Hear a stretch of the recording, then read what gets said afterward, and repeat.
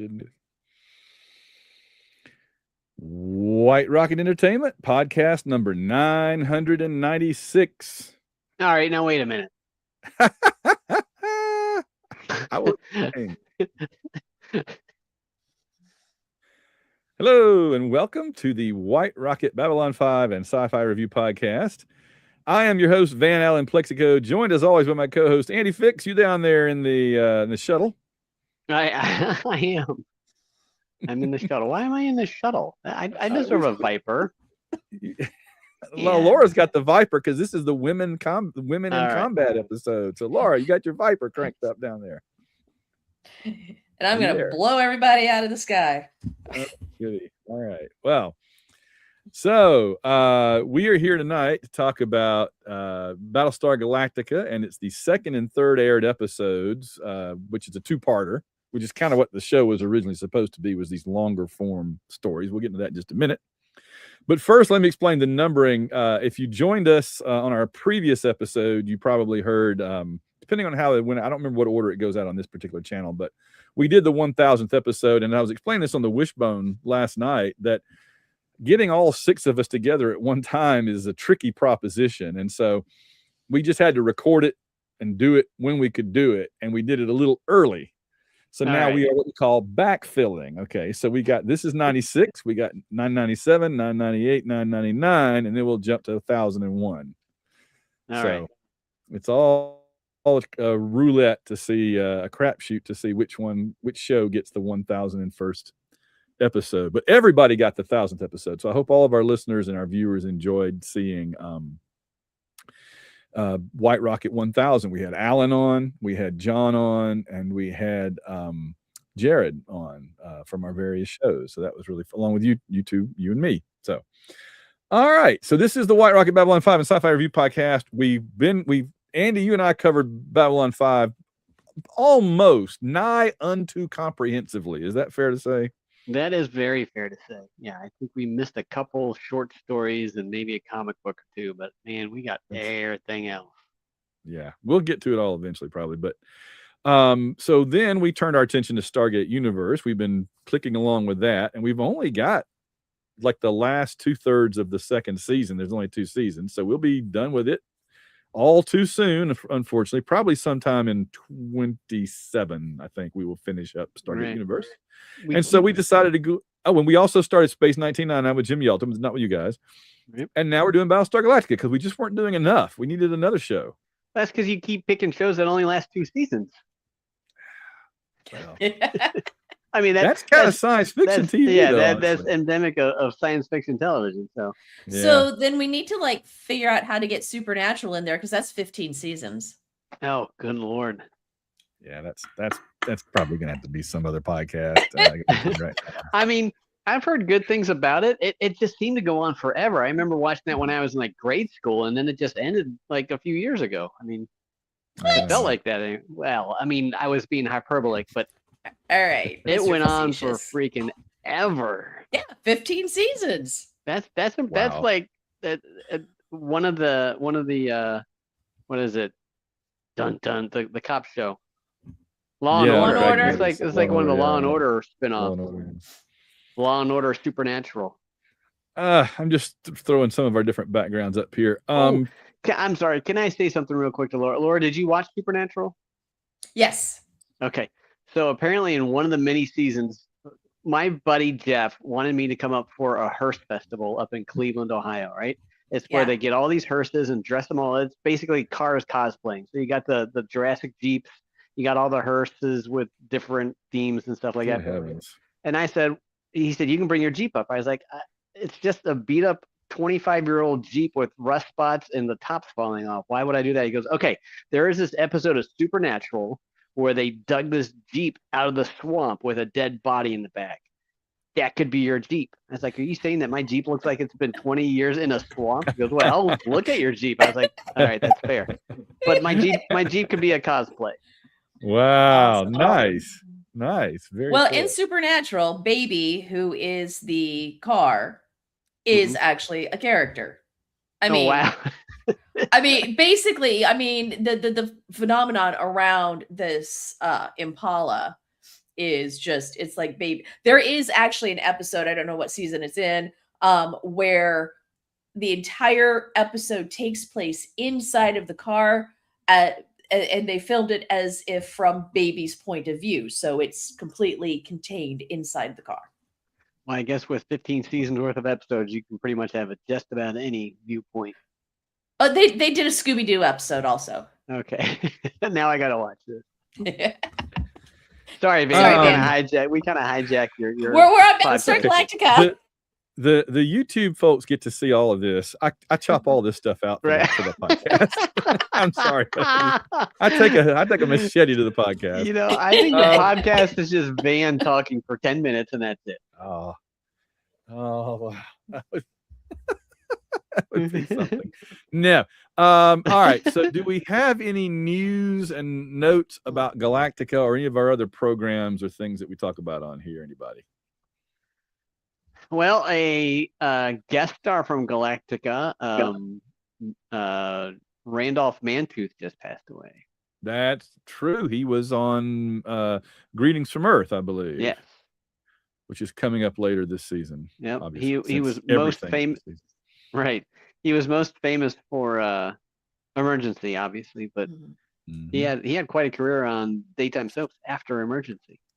I was going to say, I never saw him in anything else except Emergency and Battlestar Galactica one episode. Whereas he was on a soap well into the 90s. Oh, okay. Yeah. Whereas the other guy on Emergency, the other paramedic, because that was my show when I was in like first grade. I had my first grade lunchbox was Emergency. Yeah, same here. That's awesome. And the other guy, not Randolph Mantooth, but the more blonde-headed guy, because again, every show, we talk about this, every show in the 70s had to have a brunette guy and a blonde-headed guy. Right. Starbuck and Apollo, Starsky and Hutch, the paramedics on Emergency, every show had to have a blonde-headed guy. And he ended up being the Roadhouse owner in Roadhouse. That's what I always remember him popping up again. All right. Well, I have one item, which is that I found the synopsis of how some episodes of season 2 of Galactica might have gone if ABC had renewed it. Really? It's on the Battlestar Galactica wiki thing. Okay. The Battlestar wiki. We are probably better off that the show ended where it did, honestly, because the stuff they were going to do in season 2, oh dear Lord. Really? By the Lord of Kobol, it was not good. Really? No. Interesting. It was like, give us the most egregious example. I want to say like Starbuck ends up being like the top in charge guy, and Apollo goes on his self-destructive thing and ends up, I put it out of my mind. I burned it out of my mind with fire. I didn't want to remember it anymore. It was awful. But were they going like a story arc type of thing, or would it still be really super episodic? Not that season 1 was really super episodic, but all right. Here's a couple of things. Apollo steps down as leader of Blue Squadron after Sheba gets killed. So there's 2 bad things. They were going to kill Sheba. Yeah, she's one of the coolest characters. He becomes a carefree spirit, more like Starbuck, and starts messing around with different women. Apollo. Okay. Starbuck assumes command of Blue Squadron and starts being more like Apollo, which, why would you do this? And so he and Apollo develop a sort of Butch Cassidy and the Sundance Kid relationship, which doesn't make any sense. I guess they rob the other ships in the fleet. I don't know. There's an episode called The Return of the Pegasus in which Sheba gets killed. Let's see. Athena is severely wounded in the opening episode and has her face repaired by reconstructive surgery so they can get rid of Maren Jensen and bring on another actor to not get enough work. Really? Cassiopeia becomes the head of life sciences. And she's That's- mad. Starbuck is in charge of the squadron and not paying her enough attention, so she gets all about the life sciences. That's quite a career arc. She becomes the new woman of space in all capital first letters. Yeah. Okay. And then this is, oh my God, Boomer replaces Dr. Wilker as a combination Einstein Edison talent. He becomes an enormous asset to the ship with his ever-growing knowledge of science and experiments. Boomer. Boomer? What? A Viper pilot. Boomer's like the most badass pilot warrior Right. there. And they turn him into a scientist. That's I crazy. don't know what they were smoking. Well, it started with the episodes we're going to review, so. Yeah. Yeah, that, oh my gosh, there's a bunch more there. I just do, trust me, you don't want to know. All right. All I right. thought Galactica 1980 was a mistake, but I guess that was. Well, the thing about Galactica 1980 is it happens far enough in the future of the show that you can kind of write it off as, well, people are dead and things have changed anyway. This was just like season 2 of the show we already loved, and they were going to change it that much. That's crazy. You know what it reminds me of is how they did Buck Rogers in season 2, where they just totally changed the entire show. Totally changed it. But they also introduced Hawk, the Boba Fett of. Hawk was, he was, or of Buck Rogers. All right, so episodes 102 and 103 by our count, which is Lost Planet of the Gods Part 1 and 2. And I was saying, this is kind of what Glenn Larson wanted originally, which was just to have occasional big stories rather than a bunch of little individual episodes. And we're going to run into that. Right. So original air date, September 24th and October 1st, 1978, Sunday nights, prime time. Written by Glenn Larson and Donald P. Belisario. Belisario goes on to write most of the season, I believe. He may have also been involved in Buck Rogers because Glenn Larson's production company made that show after Galactica was canceled. Right. It's really it was directed by Christian I. Nyby II, and I always enjoy seeing his name written out because it looks like a score. It looks like it says Christian 1, Nyby 2. Nyby always wins 2-1. That's so weird. I just been watching the World Cup. Those are numbers. Right. Let's see. The main cast is the same, just like with Stargate. Guest cast for this episode, these 2 episodes. Jane Seymour is Serena, of course, just for this one. There's a story there we're going to get to. Yeah. Female pilots. I think I have a couple of them. George Murdoch is Dr. Salek. Ed Begley Jr. finally shows up as Green Bean. I just love that Ed Begley Jr.'s like first big regular series role was as Green Bean. That's hilarious.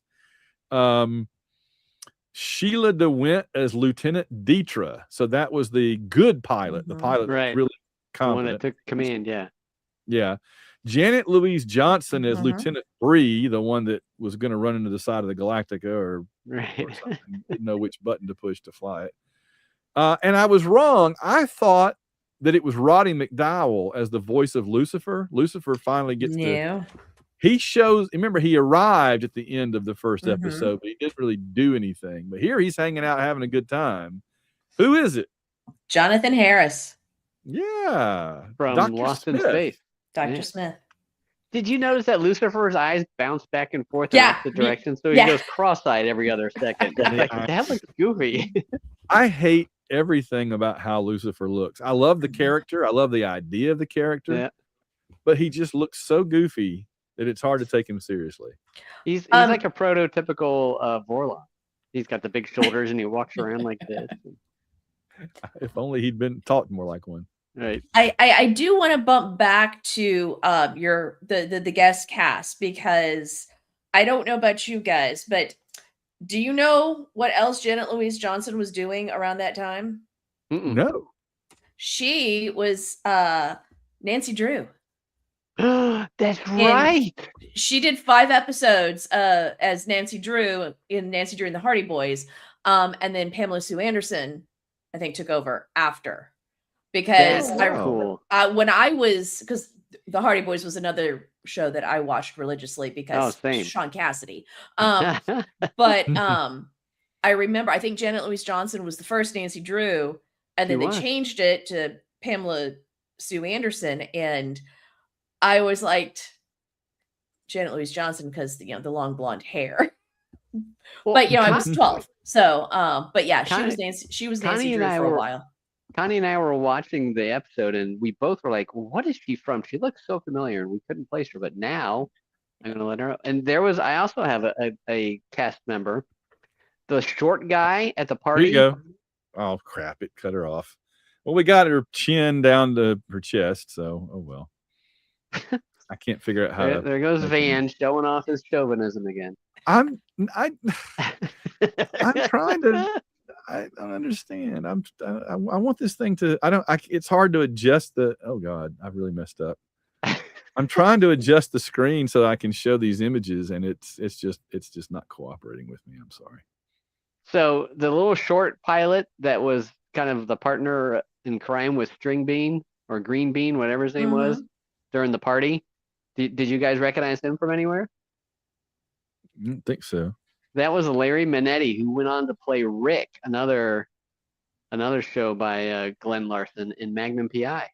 Okay, yes. Oh, yes. I did not make that connection at all. Yes, I did. I remember now. Yeah, Because he doesn't look. huge. Yeah, he's a few years younger. He's out of place there. Yeah, well, yeah, because he's so short. He's like the wise guy in the that Right. shows Oh, up in yeah. the middle of the He's basketball team. Yeah. Well, in Magnum, he plays, kind of the ex-con, the guy who's got connections with everybody and stuff like that. And here he's just a goofy pilot. So, but no, I was a huge Magnum fan, so I picked him up right away. Well, I'm still kind of dealing with Lucifer having been Jonathan Harris. I'm taking him even less seriously now because at least Roddy McDowell, who sounds kind of like that, is a fairly serious character actor, usually. But Jonathan Harris, I mean, they kind of look alike too. He poor Jonathan Harris went from getting frustrated by one robot to being surrounded by millions of them. To being a robot in his own right. Oh no.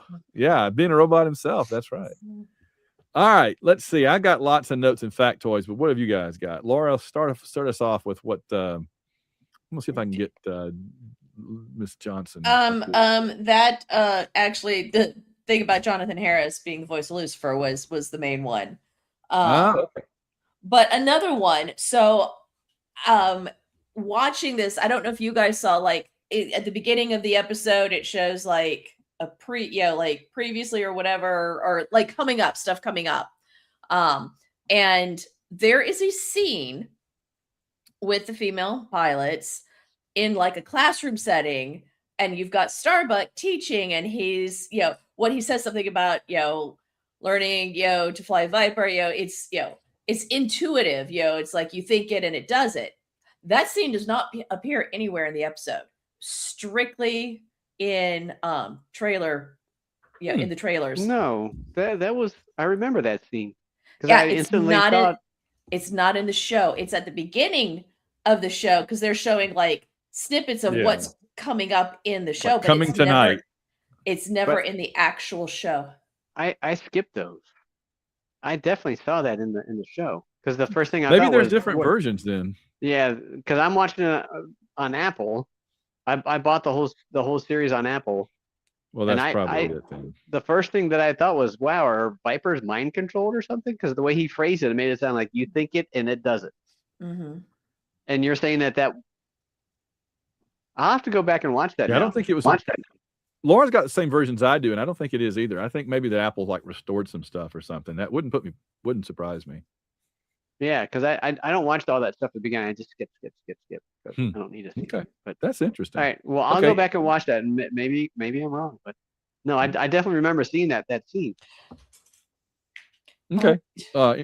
Anything else, Laura? No, that's really all I had. Okay, Andy. No, I got nothing.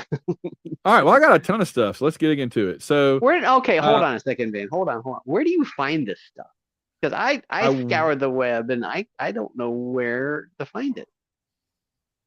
No, I just write down notes as I'm watching the episode. Oh, okay. I thought you were talking about trivia. And then I go look stuff up if I don't know about it. Oh, all right. Okay, so let's find out. Here we go. Right. All right. So part of it was filmed on location in Egypt. Mm-hmm. That actually was. That's crazy to me. Yeah. I was Let me go floored ahead and because throw that up here. Yeah. Boom. There we go. I mean, when a matte painting could have handled, because Yes. a matte painting could have handled that. They had to spend so much money to fly out to Egypt. They didn't. All right. They had like a second unit that went to the pyramids, Right. and they hired local people to wear costumes and wigs. So well, I noticed that those guys were wearing wigs. I'm sorry, I do have one. So and this shot that you have up, because in Egypt at that time, women were not allowed to wear men's clothes. Right. So that person that is supposed to be Serena is actually a young boy dressed up. The guy. And Apollo's rethinking everything about his life choices at that moment. All right, a couple of things to put in here about this. One, I think that this picture I have on the screen that Andy can't see right now, this shot is, I see a lot of sand. It is one of, if not the most iconic, epic science fiction TV show shots ever. The pyramids in the distance, the desert, and the three Galactica people walking across the desert toward the pyramids. When I first saw this episode in 1978, my brain exploded at that point. I was like, oh my gosh. And the thing is funny too, and Laura and I talked about this a minute ago before Andy joined us, is that they went there on location because they didn't just do the long shot. They also have shots of them walking through Abu Simbel. Mm-hmm. Yeah. So they needed to actually be there to film that. I did say, though, talking about a matte painting, Andy, I was thinking they could have at least altered this a little bit with a matte painting, because it's not just actual Egyptian pyramids on Earth. It's easily recognizable. Egyptian pyramids on Earth. Because they didn't film the Great Pyramid of Giza, which is just smooth. They filmed the one that's got like the funny shape on the top. That's very where the bricks fell out. Yeah. Yeah, the middle one, and then the little one. Yeah. The big one is off to the left. They even had the Sphinx in there in one shot. Yes. Sitting right, and I'm like, wait a minute. So I was confused. What I thought maybe they were trying to say that Earth, that this planet of Kobol, the seat of humanity, is actually Earth, and they're filming. The story takes place in the far future. I was thinking that too when I was a kid, Andy. I was thinking that 2 days ago when I was watching this.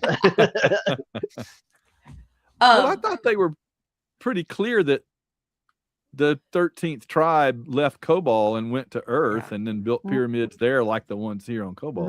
Right. But I thought that it was kind of like I was watching this Sunday, and I was thinking maybe this is like a Planet of the Apes thing, where the twist is there is no 13th colony. It's Kobol. Yeah, it's Kobol. Right. Well, the new Galactica, oh my God. Yeah, they go there, but okay. Right. Laura, I'm sorry, you were trying to. Oh no, that's okay. I wanted to, because with you and I basically having the same version, and Andy saying he swears he saw that scene in the show, and if it's Apple, they may have done something, because I pulled it. I had to look it up, but I pulled it off of IMDb in the trivia section for the first episode. And the very first thing it says is that in the opening teaser footage, there's a scene in which Starbuck, while training the female cadets, says, "Remember, you're flying a Viper. Thinking what you want to do is enough to make it happen." This doesn't appear in the actual episode. Yeah. So I'm not surprised. I'm definitely going to watch it again, because now it's got me very curious. I'm just the way Apple messed around with Babylon 5. I'm not surprised that they would, because they switched it out for the 4K and did everything, or the Blu-ray, whatever. Okay, so that's the cool thing about filming on location in Egypt. I'm just, again, I guess if they'd had a little more time or a little more money or whatever, they could have at least done something like a matte painting around these pyramids to just just make them look a little different, just change them up a little bit. But still, that's piddling. Oh crap! I meant to say, as we move into doggone it, I messed this up. As we move into discussion of episode 2.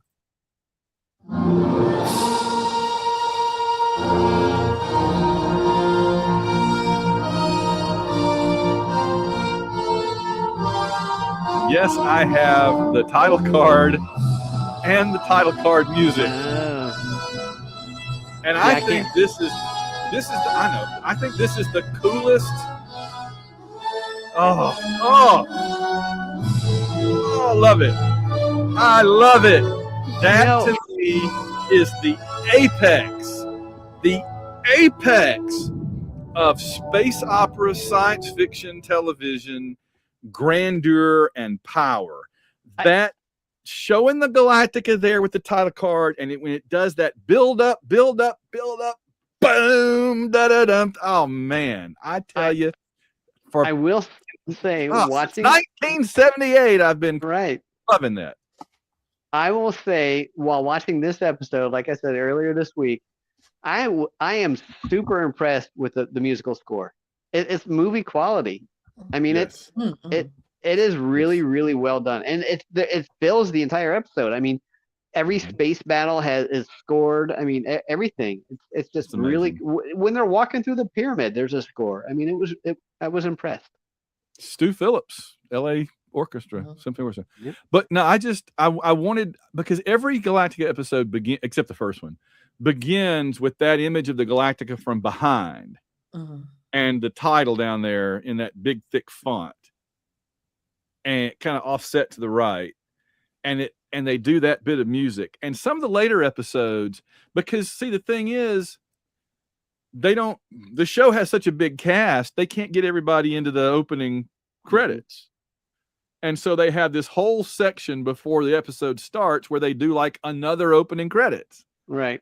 All the other actors, which I just think is so cool. and all those guys, yeah, Boomer and Jolly and Colonel Ty and all of them, right? Cassiopeia. And so, and that music that goes with it. And some later episodes, they cut out the best part. They do that build-up thing, and then they just go bum bum bum bum. And I'm like, where did my la la la? That's the part I love. It's just this power to it. It's awesome. So anyway, I've adored that music visual combination my entire life since 1978, and I just had to get that out there. Okay. For Sagan's sake, it's maybe the only time they use that term. Did you catch that? I didn't. For Sagan's sake? I think Starbucks said it, for Sagan's sake. And I was like, that's funny. Look at them. Because in 1978, nobody knew who Carl Sagan was. Right. That's funny. But a couple of years later, everybody knew who he was. Right. Cosmos. Another awesome show. We need to review Cosmos at some point. I know it's not a fixed show, but it is brilliant. It is really good. And the one Neil Tyson Degrasse's revival of it was also good. I loved that. Yeah. I have like 3 idols: Roger Zelazny, Gandhi, and Carl Sagan. That's cool. Neil Tyson Degrasse. Neil Tyson Degrasse. The other way around. He almost became a professional wrestler. Wrestler, really? Oh, he was a national champion winning heavyweight wrestler all through college. Oh, the dude was buff. He was like the Incredible Hulk in college. He still had the same hair and the same mustache. Yeah. But he was super buff, and he was a wrestler, and he almost went into professional wrestling after college. Dude, now I've heard it all. Okay. Okay, so I just have to interject one little thing. It was a little like meme thing I saw like years ago. And it showed the Star Wars action figure of Lando Calrissian. And someone was saying that, it was like, I guess theirs growing up and gave it to their kids. Like, do you know who this is? Yes, it's Neil deGrasse Tyson. Back when he was selling Colt 45. Right. Every time. Laura, did you catch For Sagan's Sake, or was that just me? I know what you're talking about, but I didn't catch it for what it was. I don't know that Right. I could actually understand exactly what he said, so it just kind of. Okay. All right. Because they use so many made up words, when they're swearing and Right. oath taking and all that stuff. Felger carb and frack are the Right. are the Felber carb. Yeah. When Connie was like, what did she just say? I was like, Felber Felger carb? carb. I don't know. It's other side of the galaxy, a whole different star system, Boxy. Right. All right. A lot of really important stuff happens in these two episodes. A lot of really important stuff is laid down. I remembered it like when I was sitting down to watch this one. I remembered this one. This may be the first time I watched this in years. I remembered it as they go to the pyramids episode and Serena gets killed and the women have to fly the Vipers. Those were the three main things I remembered. I had forgotten that there's several really important things that happen here involving Baltar. This is a very important Baltar story. He gets spared. He gets given his own base star. He gets he starts running his own scheme, and we'll talk about that in a minute. Oh my goodness.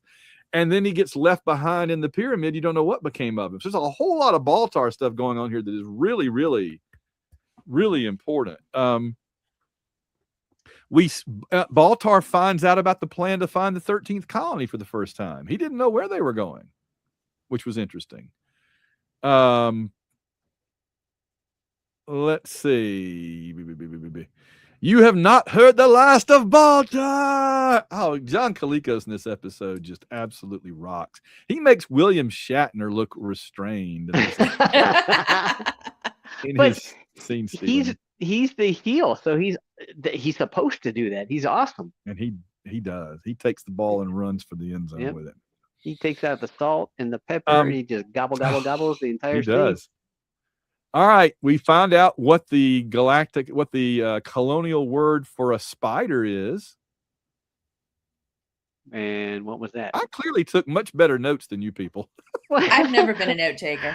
I was paying attention to the action and to the female pilots in their skin-tight G-suits. So we're going to get to all that. Don't you worry. A crawl-on in its web. Oh, yeah. Oh, yeah. I didn't know what he was talking about. It takes 3 microcentons for a crawl-on to climb up its web. Right. Let's see. I hate that Apollo's marriage didn't even make it a whole episode. Right. Fuck for Apollo. I felt bad. James Bond or something. Oh, yeah. We find out what the name of their holy book is. Yeah. Yeah, I'm the only one that took Book of the Word. The Word. The Book of the Word. Garibaldi's translated it.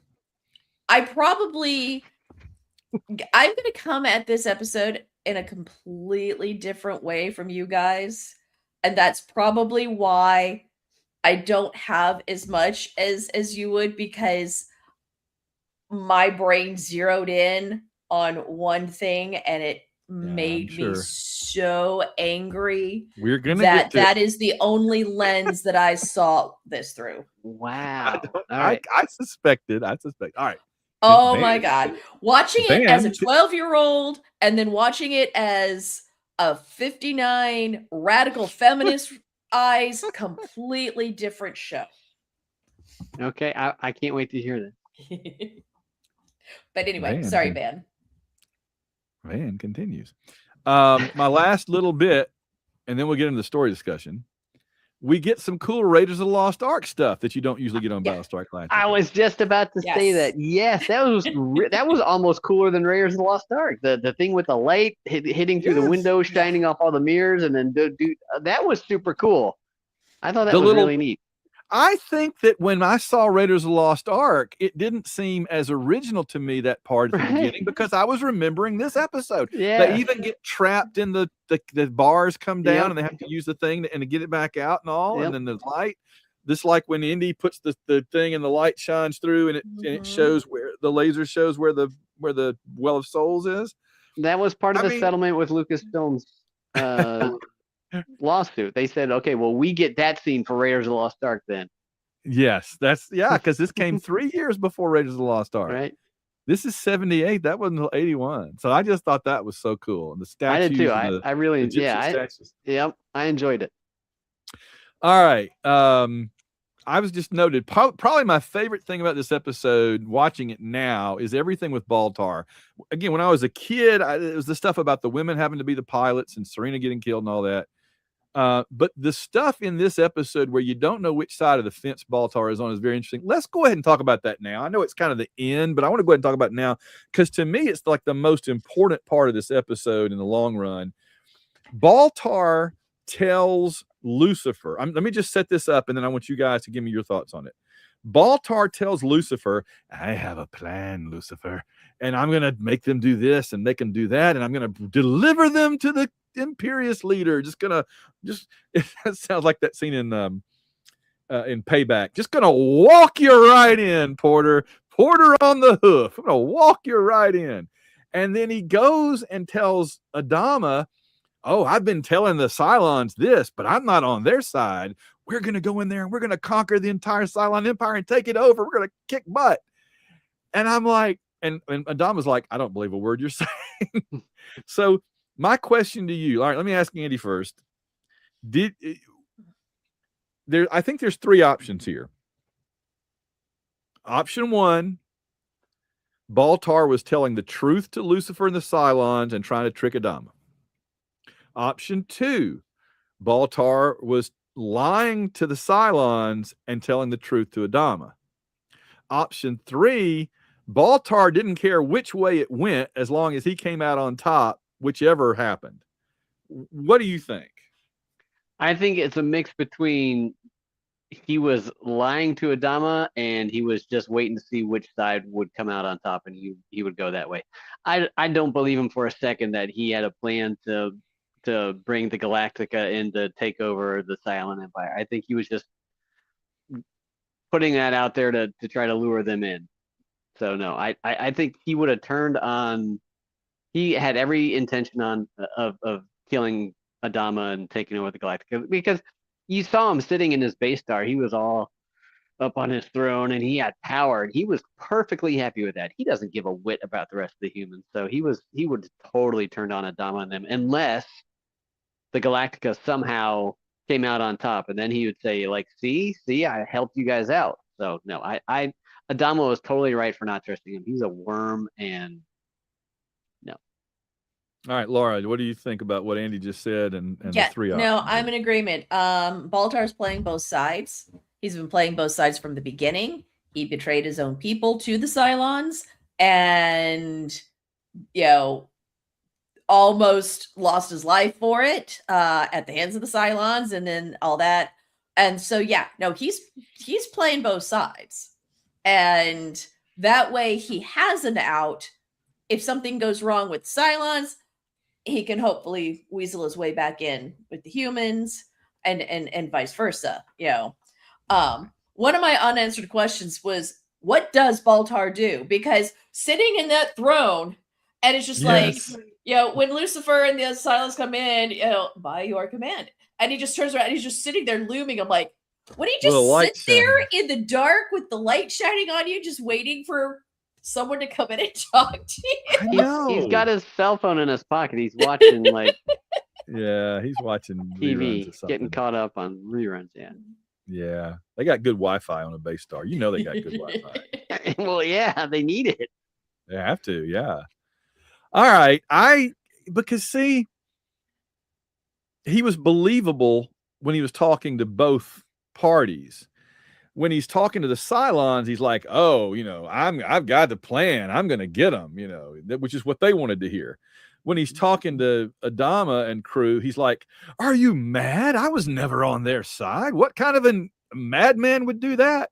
No, they've been using me, but I've escaped, and now we can whatever, and I think leaving him trapped like that was really smart writing, because it was a shorthand way of handing him back over to the Cylons without looking like he tried to betray the Cylons. They have to come dig him out, rescue him, dust him off, take him back to his ship, and he can say to Lucifer, oh, I tried to trick him, but then you fool, you opened fire and you ruined everything. So now Right. I've got to clean up your mess, Lucifer. You better hope I don't report you to the Imperious leader, Lucifer. But let's get back to business now. We'll track them down again, you know. And it's funny because it's kind of in his interest to never capture them. He's kind of like the coyote with the Roadrunner. What's he going to do if he ever actually captures the Galactica? Kill them all, and then they'll be like, all right, thank you, Baltar. Yep. You know, whip that sword out again and chop him up. So he needs them to keep getting away, really. So That's very insightful. I never thought of that. yeah, well, his life depends on them not being destroyed. Let's see. All right, let's go ahead and get with topic number 2. Topic number 1 was what was the deal with Baltar. That was one that was really bugging me. Topic number 2, I said this is what I put in the notes. I am curious what our female co-host thinks of the female pilot storyline. And let me lay out my quick thing here, and then you can go. We'll let you cook. I don't mean that in a sexist way. On the one hand, Starbuck and Apollo really treated them terribly, like they were idiots or children.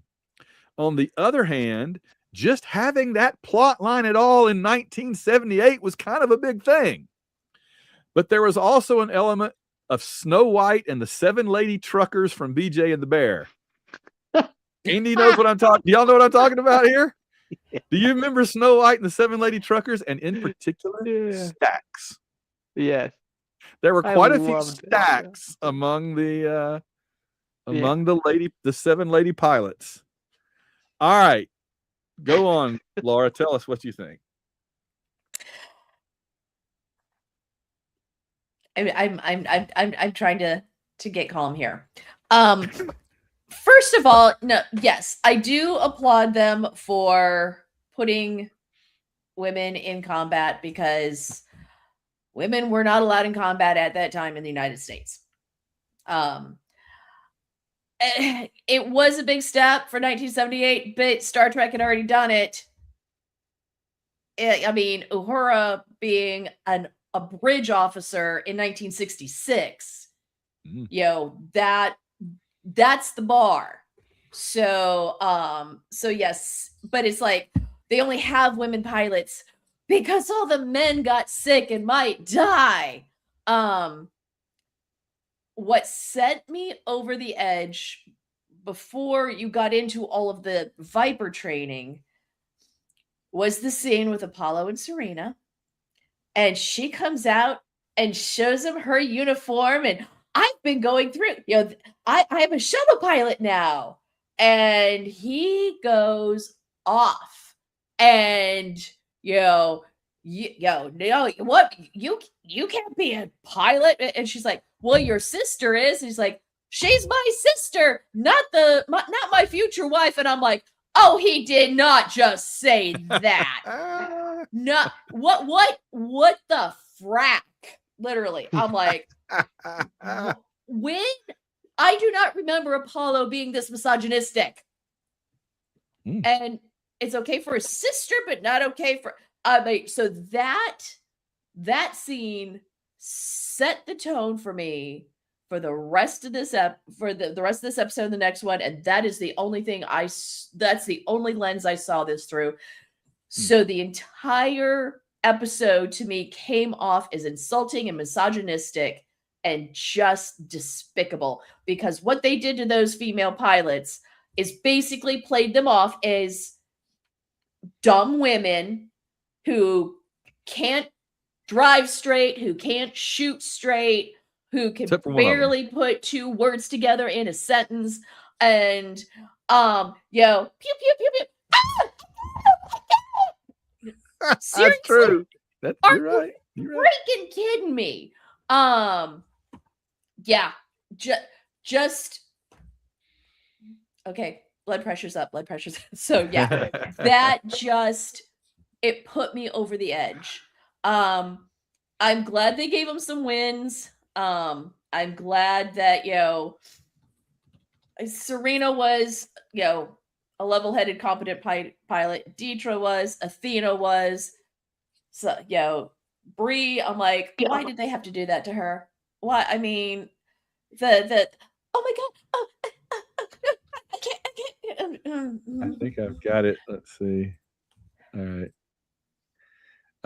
Yeah, here you go. I had to go get this one while we were talking about it.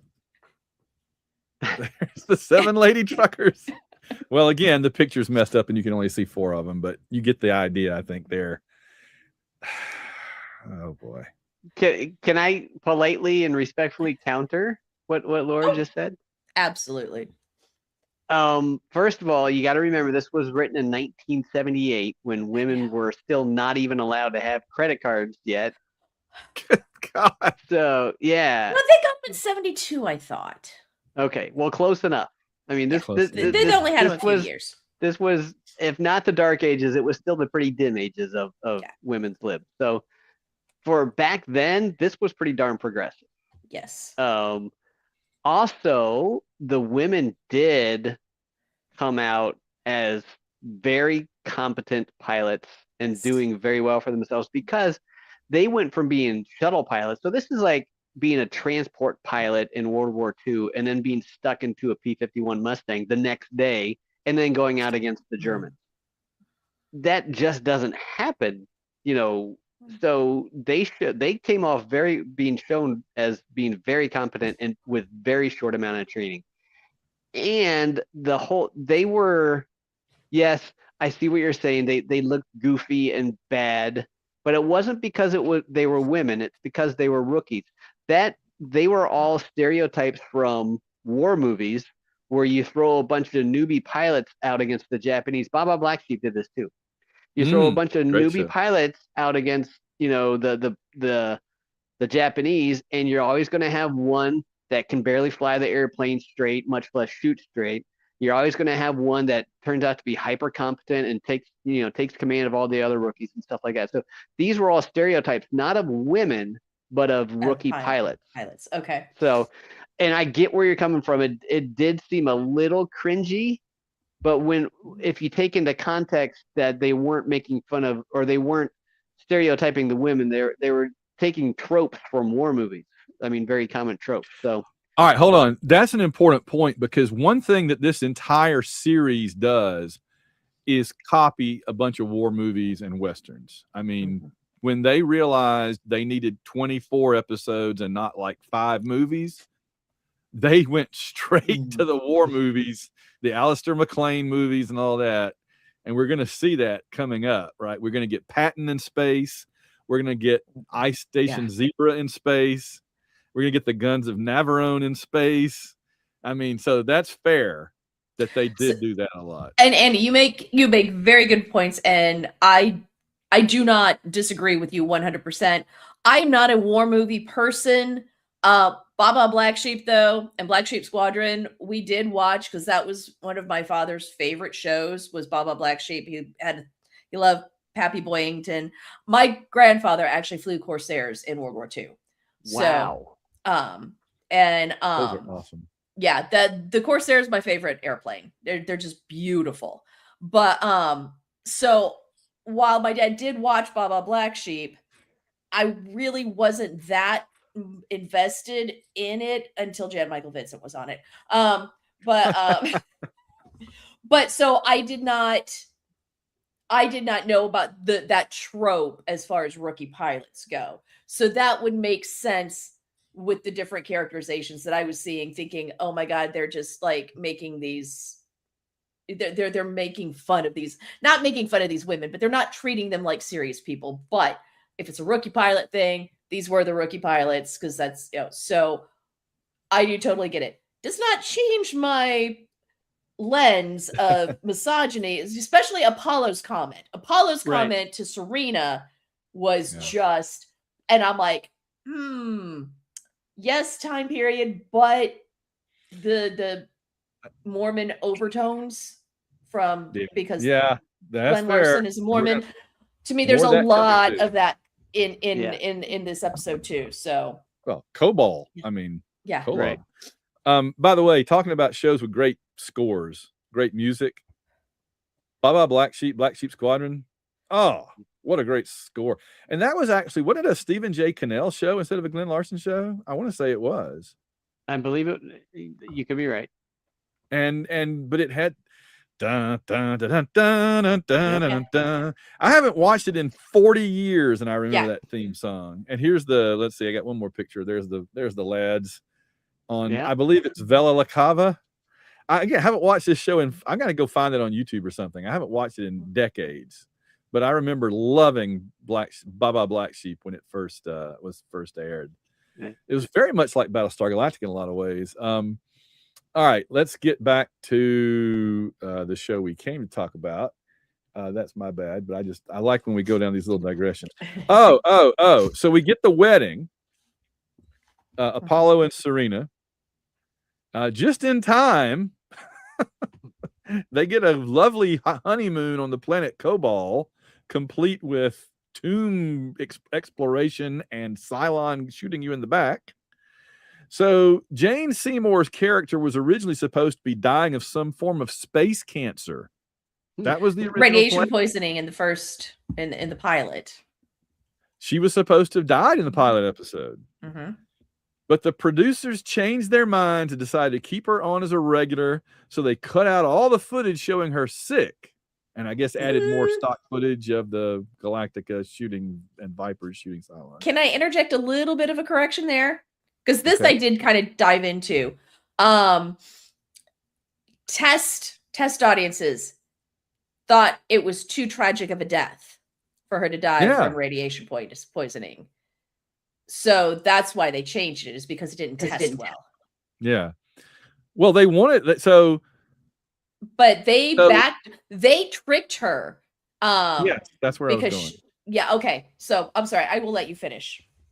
Okay, so it came as a surprise to Jane Seymour that she didn't die in the episode because she was not planning on coming back. So she had no interest in being in a weekly series. She was trying to get her movie career going. And so she forced the producers to turn around and kill her off in the second episode, or the third, depending on how you want to look at it. So Serena was going to die one way or the other. They just dragged her out as much as they possibly could. So, but I love her in it. I think she's wonderful in it. I love Jane Seymour. This is when she was at the very beginning of her career, pretty much. She looked like she was about 16 in Live and Let Die. So here she looks like an actual young woman finally. And I just thought it was fantastic. Though I do think they did her dirty by having her being shot in the back. Yeah. One of the things, like the stuff I was reading, it's like, oh, being killed by a Cylon was a more noble death than dying of radiation sickness. And I'm like, yeah, but they shot her in the back. I wish she'd taken the Cylon with her or something. Yeah. Right. Shot him or killed him. Yeah. But I guess we needed her. Deetra actually, that was one of the things. Deetra actually did shoot the Cylon. Apparently, she's the only one of the female pilots that actually discharged her weapon. Cool. Okay. You mean her hand weapon? Yeah. Okay. Better than her Viper getting blown up out in space battle, I think. I don't. Right. We saw that with Zach. We didn't need it. Yeah, like poor Rick Springfield just disappeared in a flash. Yeah, that was so much for. Now we know why he wishes he was Jesse's girl. I love when the women are having an intense conversation about their Viper flying, and so Apollo and Starbuck start talking about interior decorating. That was classic. That was a good. But more misogyny. Right. But But the funniest bit was when Boomer is barely able to stand and he reports for duty, and Colonel Ty is like, "You obviously can't even stand. Viper's flown from the seated position, sir." I thought the funniest part was when Baltar he messed with the mummy and Adama said, "You can't do that. That's the third whatever of whatever." And he goes, "Oh, this is nothing. It's just some long dead guy." And then suddenly the whole building starts falling down around him. He goes, "I didn't mean that." Yeah. Oh, he immediately starts backtracking. He's so funny. He's so transparent. The Ninth Lord of Kobol. Yeah, the Eighth Lord. I got some unanswered questions. You guys have unanswered questions, I bet. I have a bunch. Mm-hmm. I'll be here all night. That's all right. Keep going. What do you unanswered questions, anybody? Why does Apollo have a blue dress uniform on in the wedding scene when we've seen him in a dress uniform that's brown? That's a good question. Adama and Ty and Athena wear the blue, and I always associated that with bridge crew or bridge crew Omega. Officer. But Omega and Rigel wear the blue too. And Both the Oh. Navy and the Air Force have 2 dress Do they? uniforms. Okay. They have the dress uniform, then they have the really dress uniform. The super dress uniform? The Okay. super dress And I uniform. was wondering if that was it, because I'm like, and I didn't necessarily, like I said, I have not watched this since it first aired in 78, but I'm like, why is Apollo in a blue uniform?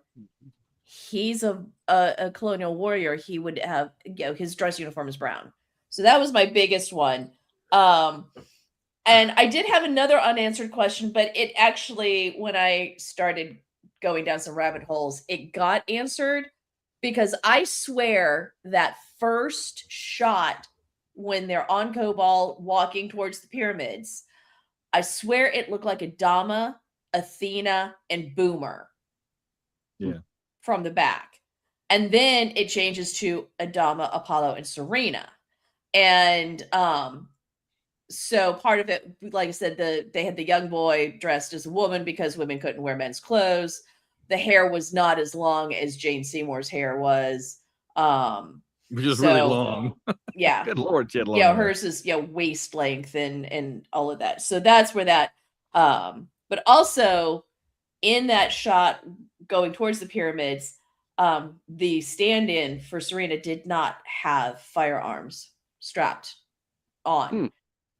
It wasn't until they actually got to the actual character. So, but anyway, that was pretty much yep, that's it for me for unanswered Before questions. I ask Andy, I have an unanswered question that made me think of that I've wondered before. How much is the command and the command staff of a Battlestar merit versus like a hereditary kind of thing? Because it seems like Apollo is the heir apparent because of Adama. Did Adama inherit command of the Galactica from his father? Is it like passed down in the family on Caprica or something? Or what? You know, I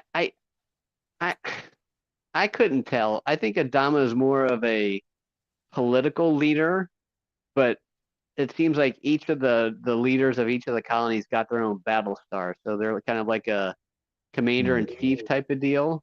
Yeah. I know, but it was established in the pilot that both Adama and Ty were Viper pilots. Yeah, at one point, right? And I found it interesting. Go ahead. Oh no, go ahead.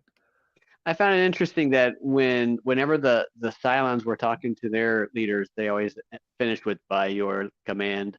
Mm-hmm. But when the colonial warriors were talking to their leaders, it was always "by your leave." By your leave.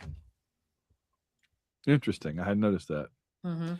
Yeah. I was going to note that they just pass right over Colonel Ty, like he's not going to be the next one to command the Galactica. Like it's obviously going to go straight to Apollo.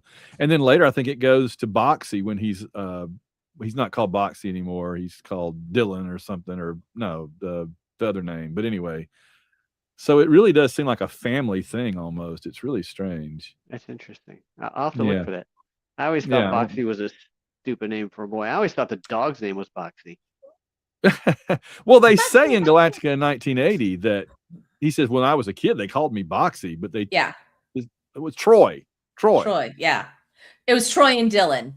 Dylan was the Starbuck character. Yeah, the other guy. Yeah. Yeah. Oh, Dukes of Hazzard. It just keeps going on forever. I did have a note. What exactly does Baltar do when he's not turned around talking to Lucifer and the Centurions? He just sits there with a light shining on his face. Did the Cylons really want to make peace after a leadership change back home? They did kind of allude to that in the first episode, but it's not really clear. Right. Here's an unanswered question for you. Presumably, if you were standing on the surface of Kobol, you could see other stars because it's at the other end of the void, like out in the other end of the tunnel. But that begs the question, if you could see the entire universe and then this void over here, why did the 12 tribes choose to go through the void?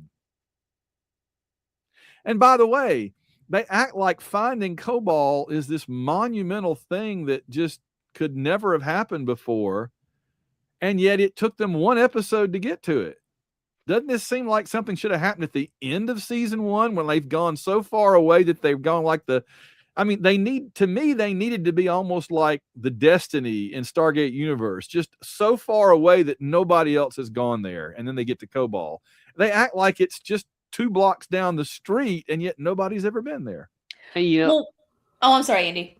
I was just going to say, I think that might be a legacy of these were originally supposed to be a series of movies that we would get like once a quarter or something like that. So a lot of time would have passed between, episodes. So the people watching would have assumed that they traveled a long way. What I was going to say actually is, in that vein, is I do think a lot more time has passed than what we actually think, because we went from Apollo and Serena making goo-goo eyes at each other to they're getting married. And, Right. Boxy's already looking at Apollo as dad. And right. it's just like, that was a really, really fast relationship. Right. And learning how to fly doesn't happen overnight either. So I think the time span is just super condensed, but there's a lot of time in there. And yet they're still going to find a whole lot of other planets with humans on them after Kobol. Although I guess they were supposed to think they came from the 13th tribe on the way to Earth, maybe, because that's the direction they go. But then, like, later on, they find the Pegasus. Spoiler. Mm-hmm. So the Pegasus has been way beyond Kobol. So, and what exactly was the void? Like, is it just a lack of something, or is it like a storm? Oh, yeah, it never is really clear. They call it a magnetic sea, but then it's a void, but you can't see other stars. Why not? I mean, it's if you were an astrophysicist, you would say that's dark matter. Yeah. Okay. Because anything that an astrophysicist doesn't understand, they call it dark something or other. Yeah. Right. Well, we know it's been there a long time because their scripture mentions it. Yeah. So it's in the Bible. So it's been there a while. It's in the book of the Word. The book of the Word, and the bird is the Word. Has Cassiopeia been going to night school? There's another time has passed thing, right? So last time we saw her, she was a socialator. Wow. Right. We touched on that in the last episode, because she was originally supposed to die on Carillon, and she was such a popular character, they kept her, but because of Glenn Larson being a Mormon, she was fine to be a socialator in this one episode and then die. But they could not put that in a series. So we had to wait for Firefly for that. Yes. Yes, exactly. So they changed her and put her in medical, and nothing was said about it. And nobody never brought up again. Nope. To quote the great Ron Glass at Dragon Con, speaking to what's her name? The wonderful, beautiful, gorgeous Marina Baccarin. Marina Baccarin, if it walks like a duck. That was one of the funniest moments. That ballroom just lost its poop when he said that. Let's see. So she said, "See you later, socialator." Is the book of the Word specific to Caprica or to all 12 colonies? Baltar is from a different colony, and he seemed to be familiar with the book of the Word. Yeah, it's true. We know about Caprica. And by the way, I've always taken a sort of perverse pride in the fact that I'm a Capricorn, and the show is all about Caprica and the Capricans. The Geminons get mentioned a couple of times, the Pycons, and that's maybe Sagittarians or something, and that's about it. Interesting. So who would the 13th one be? Scorpions! You never hear about the poor Cancer people. They all died out. Yeah. Well, we had a 12th colony over there at Cancer, but for some reason they're all died. It's really strange how that happened. It is because of that humans on Earth call the worst, most horrible disease cancer. See? Yeah. See? Yeah, there you go. Okay. Oh, I'm so ashamed of myself now. Let's see. That was one of my unanswered questions. We can go ahead and throw this out now for the entire series.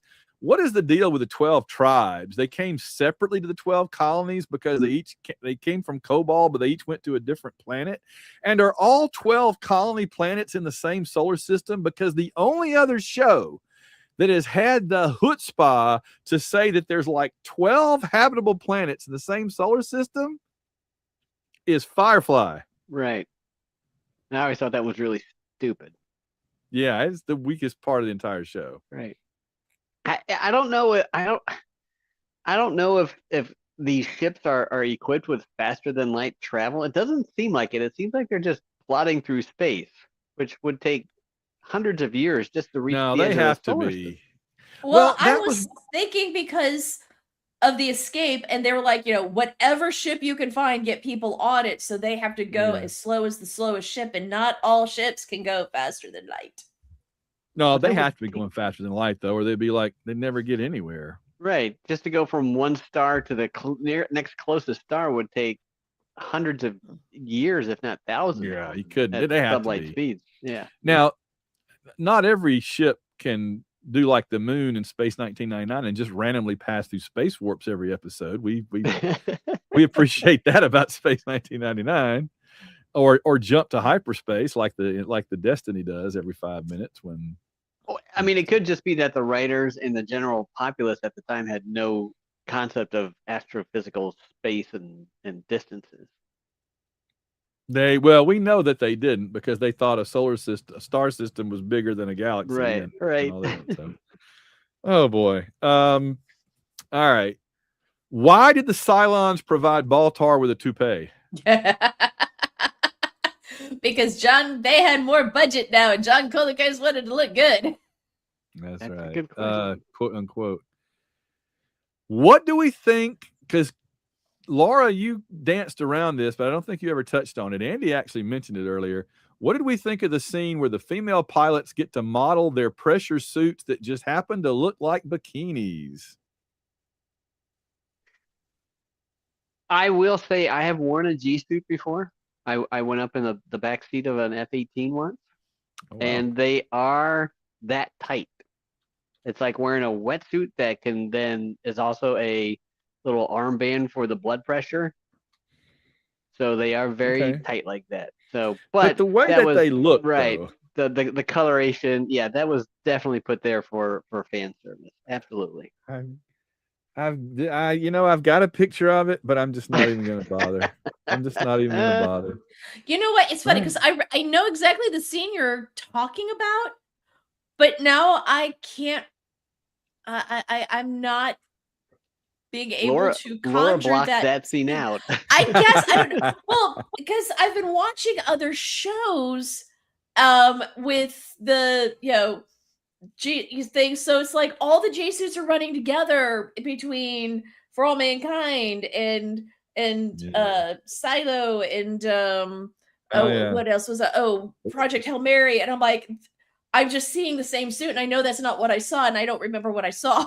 They're basically kind of skin-colored suits with black for the bikini shapes. Oh, okay, so yeah, I know what you. So to me, it just looked like stripes. Mm-hmm. Yeah, it was just stripes going across the body, and I think it was. And I'm wondering, since like you said, they were like a beigey tone. I wonder if they put those stripes on there just so they didn't look like they were nude. Right. Yeah. Well, I think that was a big part of it. And also it was the 70s, and big chunky stripes were a thing. This is also true.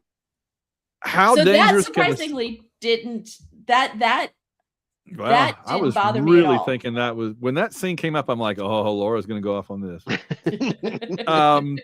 How dangerous can the Cylons really be if they can be wiped out by a few shuttle pilots with almost zero fighter training? Is what Andy was talking about earlier, right? Right. The Cylons have tactics like Imperial stormtroopers. They're just I was gonna say they're the stormtroopers of Battlestar. Oh man. All right. Let's get into our categories here now. I've pretty much exhausted I've exhausted your patience and my material. All right. So what do y'all think of the direction of the series at this point? This one took a turn into the left field with the whole introduction of the Adama's deep religious beliefs and stuff like that. But I thought it was interesting enough. I thought it was. I really liked the character development of the female pilots, the women pilots. I thought that was a neat twist. Again, I haven't watched this since 1978, so I don't remember if anything happens with them, if they show up again, or if it's back to the boys' club or whatever. But I thought that was kind of a cool way to introduce some more strong women characters into the mix.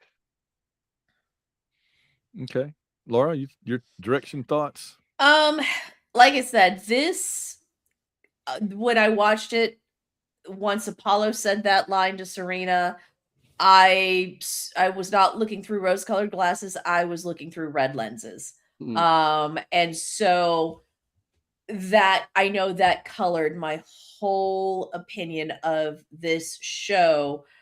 And since it's been so long since I've seen it, I don't know how it's going to move into it. But I hated the overt misogyny, especially coming from Apollo.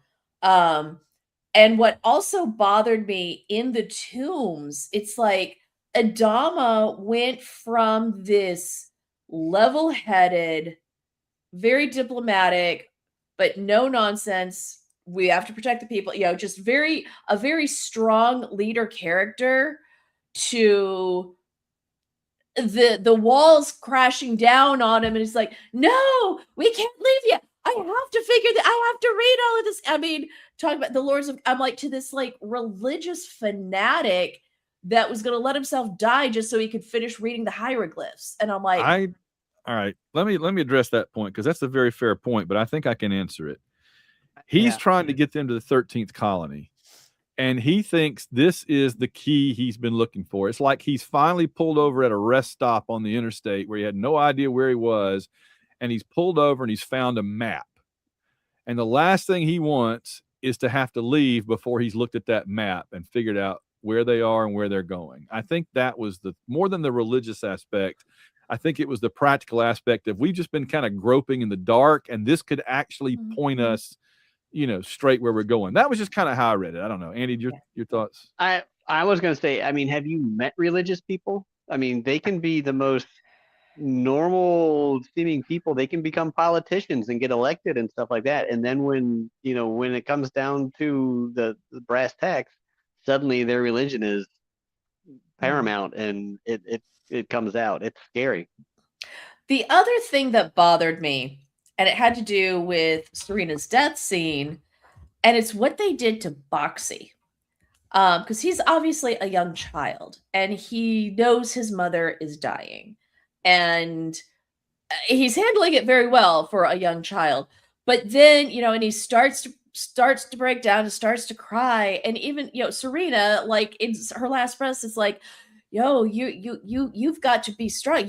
You're a warrior. You have to be strong. And I'm just like, oh my God, let the little kid mourn his mother. This is not the time to say, oh, boys don't cry. You're going to be a big, strong man. And I'm just like, I was horrified by that. That's absolutely horrified. That's also another trope of war movies, especially when it's the civilians who are getting bombed to heck and back by the Nazis or the Russians or whatever. The kid always loses one of his parents or his whole family or whatever, and he always, gives the stiff upper lip and picks up a gun and marches off to war. So no tears shed or anything like that. So I see where they're coming. You got to remember that these people are basically refugees who are being constantly attacked by an overpowering force, and they're living in a state of constant war. So they have a different mindset than what regular civilians. Their covered wagons are on the way to Utah, and those Native Americans keep attacking them every week. It's crazy. Right. Have we ever mentioned the original name of this show was supposed to be Adam's Ark? Yes. Yeah. I didn't know that. Yeah, and they went to Adama, and they just went to Battlestar. Wow. All right, I just going to know a couple of things about that question. I said you can see that the show would have definitely been better if they could have stuck with just the occasional big movies. I mean, if we could have just had the big episodes, the big stories, and then gone like a month instead of having to have all the little filler episodes that kind of drag the show down, which we'll be getting to next week, by the way, to drag our show. Not next week, but next time we do Galactica. Right. I was really amazed at how many different things they had going on in this two-parter. I mean, like I said, I remembered some parts, but they covered a whole lot of ground. They just from the mythology and religion to Baltar to the everything. They just covered so much. The disease. They introduced a lot of information, but no real advancement in the plot, because they ended up exactly where they all started out. They were at the end. They were in the same place they were at the beginning. I mean, they didn't get any of the information from Kobol. I mean, the Cylons. Well, I hate to tell you, Andy. you better just get ready, because that's the way the entire series is. Okay? Right. Well, yeah. Your next tidbit of information about Earth comes in episode 24. Okay, I'm dead serious. So just put that out of your mind, because you're going to be saying the same thing over and over. I'm saying plot-wise, I thought the world building was super cool. I liked the religious bits that they were throwing in there. I liked the whole Temple of Doom that they were going through and all that stuff. But when you think about it, there was no plot. I mean, there was reacting no to stuff. Yeah, right. Exactly. It was all just a bunch of reactions. The pilots are sick. Baltar has a scheme. Right. We find this planet. I mean, yeah, sure. But I still thought it was fantastic. It was fun. Let's see. All right, so Laura, who was the most interesting or intriguing character this time? So I have two, because it was 2 episodes, but it was one. But in the first part, I put Lucifer. Yeah, because you don't know. I mean, he's a more advanced Cylon, and because he doesn't have the same voice like this, he actually intonates and all of that. But there's the scene of him walking out, like laughing with the Cylons. It's like, I just can't wait to see what he comes up with, and then, but he thinks Baltar is just a complete idiot and can't wait to replace him. But then in the second part, I actually put Starbuck, because he was the one that was shown training the female pilots. And you made a comment earlier that you thought, both he and Apollo talked down to them, but Starbuck, I didn't see Starbuck talking down to them. He was trying to be matter of fact and not like I didn't feel he was treating them as, okay, now, no, let's try better next time. You're going to get it next time. It's like, okay, no, you do that and someone's dead. Don't shoot me next time. It's like focus and all that. Sure. So, but then also Starbuck was the one that Baltar has the Cylons kidnap. I mean, he's like, they're on patrol, grab one. So Starbuck's the one that they grab. And it's just like, okay, that's probably not the one you want. But gives us one of the greatest scenes in the entire series, but we'll get to that in a minute. Yes, but so I found him to be very intriguing, because when we're introduced to him, he seems to be he's the antithesis to Apollo. He's the womanizer. He's the carefree guy. He's like, come on. We can make a lot of money with your singing, with your 2 mouths and 4 eyes. And so during the Holocaust. But yet then here is this, crack pilot that is being serious and taking training women seriously. All right. That's fair. Good point. Andy, most intriguing and interesting character. I thought that Deetra was the most interesting, because she went from just being, a shuttle pilot to being a crack shot. And when she was given control of the squadron, she took command and did very well with it. So I thought that, and then there at the end, she was with the main cast. She was standing right next to him and all that stuff. So I thought that was interesting. It's interesting that we've got different ones. Right. And I don't know if we'll see her again or not, but I thought that was kind of cool. So some of the more interesting and intriguing characters that I didn't expect. Lucifer, he was interesting because this is the first time we've really gotten to see him. The Doctor, he gets some good scenes in the first episode. I thought it was too bad we kind of ran out of time in part 2, and everybody just suddenly gets well, and we were to assume that they were able to go back to that planet. And we saw them destroy the Cylons, but then we never saw the Doctor land and take samples and figure it all out. We didn't get that Dr. McCoy moment. Jim, I think I've got it, I was hoping for that too, and I was disappointed when suddenly they were just all better. And then I said some of the female pilots, so that certainly includes the one you mentioned. And then I thought Baltar, really, this was a super Baltar episode, 2-parter, where he got to kind of just be all over the place, putting us the questions we already talked about. And then the other person that I thought was intriguing, because I didn't know what in the world possessed him, was Apollo. They get to the void, and it's Starbuck being the level-headed one, saying, look, Captain, let's turn around and go back here. This is, and Apollo's like, no, I'm just going to fly off into this thing where I have no navigation, and maybe you'll come rescue me, and maybe I'll just be lost forever. Let's see what happens. So this is, you remember, Andy, the episode of Babylon 5 we covered where the Star Furies link up in a line out into to rescue the Explorer ship, Long Dark, I think, or the Distant Star. And that's, again, it's things from Galactica that echo in other shows and movies that I'm like, I've seen this before, and it was Battlestar Galactica. Isn't that interesting? Yep, that's pretty cool. I also was thinking of saying Adama, because we saw a different side of him than what I was expecting. I mean, he was very spiritual and religious. And, we were making fun of Adama for not doing much besides sitting in a chair or walking around the command room. But in this one, man, he went after Baltar. He's ready to rip his head off. I thought that was pretty cool. I was like, go Adama. That was cool, yeah. I just still, to this day, can't get over the fact that it's Lauren Green. I mean, he has the presence. He has the charisma. Yep. He's a cool dude.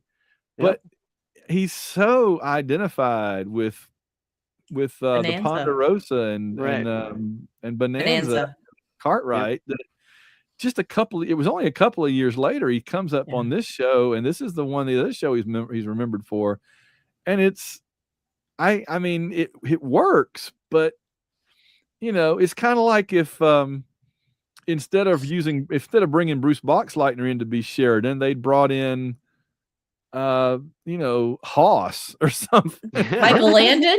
You'd be like, no, but it works. He's very good as Adama. So we have to have a vote at some point, which we'll have to do a special episode where we compare elements of this show to the newer version, because I want to see if people like this Adama or Edward James Olmos better, because it's a tough call. They're both so good. I've only seen a few episodes of the later version. I didn't watch it all the way through. Doesn't mean I can't, but they're just such different shows. I mean, they're so different, and the Adamas are so different. I mean, this so are the Ties. Charismatic TV star guy. The Colonel Ties are very different. But Edward James almost has those moments like where the president tells him, well, I'm sure the Pegasus would destroy the Galactica in a fight. And he's like, don't count on it. The Batman. I just love that. Don't count on it. All right. So I still don't know what happened with Apollo, but my gosh, that was out of character. Speaking of out of character you'd like out, thrown out the airlock. Did anybody make you want to open up the airlock this week, Laura? Apollo. Yeah. All right. Andy? I hate to say this, but Boxy, I just don't like Boxy. I mean, and Baltar, but Baltar is the easy out. I mean, I love Baltar. I want him to have he's the show, man. I want him to have every scene. He's great. Yeah. Back in the day, I wanted more Muffet, but now I'm kind of like, it's Muffet. You know what? They had Muffet on there like in 3 different scenes where he just sat there and kind of moved a little bit. I'm like, they put a chimp in a dog costume for about 3 or 4 hours to film the scene, and he doesn't even get to do anything. I mean, I felt bad for the poor chimp. Right? Yeah. I know. Again, when I was a kid, I loved Muffet. Now I'm just like, God. Muffet was my favorite. I had stuffed Muffet and all that. Oh, I had the little action figure. Yeah. Yeah. All right, Andy, I'll go to you. Did this episode remind you of any other TV show? I think we've already kind of talked about several of them. Is there anything we didn't cover? There was a lot. I mean, I hate to say this, but it's starting to remind me a lot of Battlestar Galactica because we see the exact same footage in every episode. The last episode. Yeah, it's Right. true. I did think though that everything with the pyramids and the Egyptian stuff, I mean, I know they were sort of touching on the Eric Von Däniken ancient astronauts. That's a Right. big part of this show. That same thing that Jack Kirby drew on for the Eternals comic book and everything. And I love that stuff. It's great. But I did think there was some pretty cool original stuff, certainly for a television science fiction show. The mythology of this show is just really interesting, and I like it. Yeah, very cool. Yeah, I didn't ask Laura. I'm sorry, my bad. No, that's okay. Because it's funny because when we think of what did this remind you? What other movie, TV show that reminds you? It's always, of course, later shows because this one always came first. But of course, that whole scene, like you said, with Baltar, dissing the Ninth Lord of Kobol and desecrating the sarcophagus, and everything starts falling apart. The Mummy movies. Mm-hmm. It's I like that same thing, right? You, like you said, you had the Raiders of the Lost Ark, thing. You got the Mummy. I mean, it's like all of these. It's like, okay, just needed a bunch of snakes. Yep. Or I guess they'd call them Slitherons. Slitherons. Slitherons. Why did it have to be Slitherons, Starbuck? We're gonna come up on later episodes where that category is going to be very important. It's still kind of like, yeah, but we did find a few things, sure, but just wait because it's coming. Oh, it's coming, unfortunately. All right, Andy, what's your favorite moment? Favorite moment I have when the girls took over and kicked booty. I thought that was so freaking cool. They because to what Laura was saying earlier, they were showing them as being kind of incompetent because their first time flying these state of the art war machines, but then they go out there and when in their first combat against the Cylons, a couple of the girls get blown up, but they do pretty well for themselves, and I thought that was really cool. Yeah, we lost a couple of shuttle pilots. Oh well. Well, I mean, and they're usually very blasé about. I don't want to say blasé, but they don't dwell on when somebody gets blown up. Like when Zach gets blown up. There's a couple. They can't because they're in the middle of a war. Right? Exactly. I mean, it's like and Adama makes that point that they are the point of the spear. Yeah. The Galactica is not a battleship; it's an aircraft carrier. Right. That means the aircraft that it carries do the fighting 90% of the time. Mm-hmm. Yeah, it's like without those pilots, you're an unarmed opponent. You've turned your gun off. Right. It's like the Battle of Britain, the movie The Battle of Britain, when when a new pilot comes in and a week later he's dead and gone. They're like, they almost joke about it because the life expectancy of a new pilot is a matter of weeks during the Battle of Britain. So, yeah, they can't dwell on it. You're right. Yeah. Did y'all both get in your favorite moment? No. Go ahead. My favorite moment was Starbuck lighting the match on the Cylon's chest. Yeah. Bingo. That is one of the greatest moments and that in was sci-fi quintessential TV. Starbuck. Yeah. Yes. So in character with everything that they'd set up. It's perfect. I loved the scene when he's like, and if you think you can torture me and get any information out of me, I took a training course and I won't talk. And then the Cylon grabs him to move out and goes, hey, careful, I bruise easily. That's so funny. I love that. I said the one of the greatest visuals is them going to Kobol and the pyramids and everything. I just think that's an epic moment there. Yeah. But walking toward the pyramids. But when Starbuck lights the match on the Cylon to light his cigar or his fumarello or whatever he calls it, smoke on. I think that's really when we all fell in love with Starbuck if we hadn't already. That's just classic. By the way, I have to pause for just 1 second to thank our patrons. Unfortunately, the internet is not working properly and I'm not able to load our page, but But yeah, this program is presented to you commercial free, and I continue to point out that that all White Rocket shows are among the few podcasts out there that are not filled with commercials. We're never interrupted. And hold on. We just got interrupted. We got interrupted, but it's not. It's by. Oh, there it goes. Okay, yeah, we are one of the few that doesn't have commercials, and I'm trying to tell you why. The reason why is because of our great patrons. And all you got to do is go to www.b5review.com, www.b5review.com, and click on the button to become a patron, help keep the show going. And they've changed. What's happened is they've changed the show on me. I mean, they've changed the Patreon page, and I have to go in and apply filters. So now that I've clicked on all the filters, now I can say, here are the fine folks that keep the show going. Please find it in your heart and your wallet to go out and help the show continue on, because we have lots more shows to go. They include the great Leah G, Emmanuel Seaman, Rich Hammett, Stu Parker, Setch Atumbe. Atumbe just gets around. He's probably in one of those pyramids, Andy. He was the ninth Lord of Kobol. He was the ninth Lord. I have the ninth Lord of Atumbe. The Geek Boy, the Bookish Hedgehog, Una Vez and Una Luna Azul, Pete Wildstar, Fire the Wave Motion Gun, Furman, Middle-Aged Tim, Grumpy Old SGU Fan, Dragon Con Todd of the Discerning Geeks Portal Podcast, Fit to be Mootide. We discovered that was like our 6th most popular episode on the 1000. Yeah, that's crazy. Wow. Yeah. TKO was our 6th most downloaded episode of this show ever for Babylon 5. DRKX, Steve the Green Hand, Heather and Yancey Steingraber, Count Baltar. Oh, I got to do it. I'm going to try to add it to the soundboard. But in the meantime, I'll just go bum, bum, bum, bum.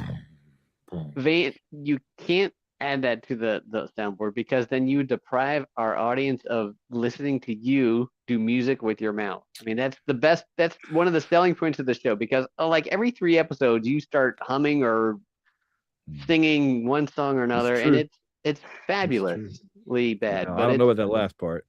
I got to tell you, the sound of the Cylon Raiders engines is like air conditioning. Yeah. And I have an air purifier down here in this room.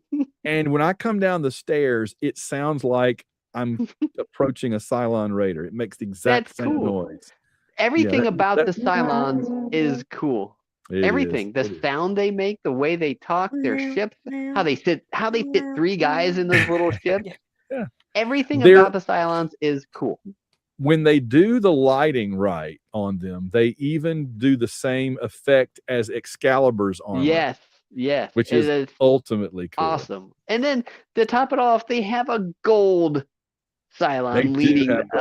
It's just everything about that. They are cooler than Stormtroopers. I'm sorry, I said it. Yeah, I have always loved the Cylons. I always thought they were the coolest bad guys in all of sci-fi. Well, I'll tell you this: you see Stormtroopers by the bushel, by the dozen, like Centauri gods at Dragon Con.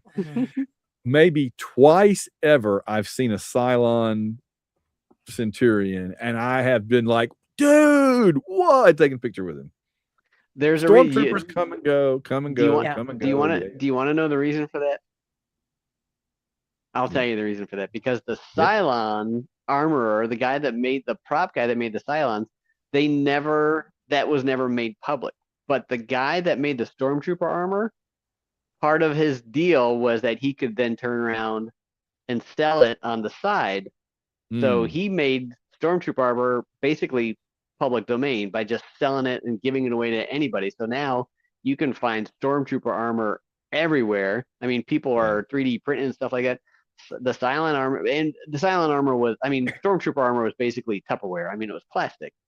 But the Cylon armor, you had the shiny chrome and all that stuff. That would Oh, have yeah. been harder to duplicate. But So that means if the Cylon Raiders you have seen at Dragon Con, which I wish I could have seen them, that was actually talent and craftsmanship on those individuals' part. Yeah. There are so many cosplayers with Stormtrooper armor that when they were filming a couple episodes of The Mandalorian, they went and got the local Stormtrooper cosplay group to fill out the Stormtroopers. That's it. It's incredible. Mondo 6, Drazi Purple in purple. We are stunning. Lou Welch's Revenge, Jay, Captain Quinn of the ES Achilles, and Justine Jones. We thank all of you so very much for keeping our program going because it's expensive. All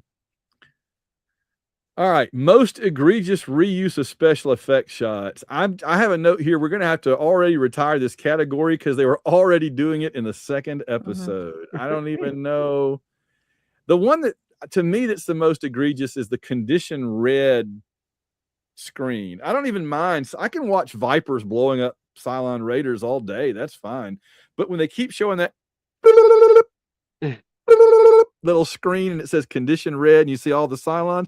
I mean, that was them chasing Zach in the first episode, and we're already seeing that again. They can't even redo the screen. Seriously? Well, and the funny thing, and it was pointed out in trivia, but a lot of times, in the battle, when the women were flying, they're showing men's hands. Yes, that's right. So even, and one other egregious thing. They even reuse Rigel giving the order to launch Vipers because in some scenes her hair is down and some it's up in that fancy Princess Leia thing. And I love how she does the delivery. She's so great. She's just like, transferring launch control to Viper fighters. You may launch when ready. She's just like the perfect dial whatever to get your directory assistance, and I'm sorry, you have reached Viper Launch Central. Please hang up and dial again. I love Rigel so much. She's cool. I swear, again, she gets way more screen time than Athena. That's like if Janice Rand got 10 times more screen time than Uhura. Which did anybody notice though? So in the last, the premiere episode and all that, there was the whole triangle between Athena, Starbuck, and Cassiopeia, and Starbuck obviously seemed to be more interested in Cassiopeia because Athena was like, "Oh well, let's keep it casual," and then she got mad. But in this scene, who was the one who kissed Starbuck? It was Athena. I don't think Cassiopeia even shared a scene with Starbuck. Yeah, no. When Serena was dying, they had them all around, and it was Cassiopeia that was Cassiopeia on Starbuck, but Athena was with her family members. She was at the beginning of part 1, Athena when Adama's praising Serena's cooking. Athena is like, Starbuck, does this give you any good ideas, And he's like, I gotta go. So at the beginning, it's Athena still kind of hitting on Starbuck.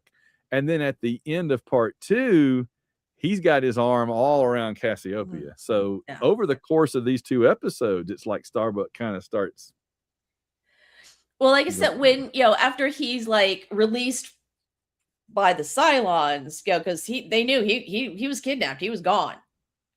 And she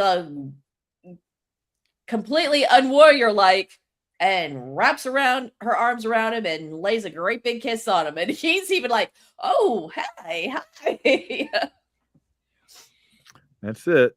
All right, let's see. Andy, who won this episode? Ooh, we got a lot of candidates.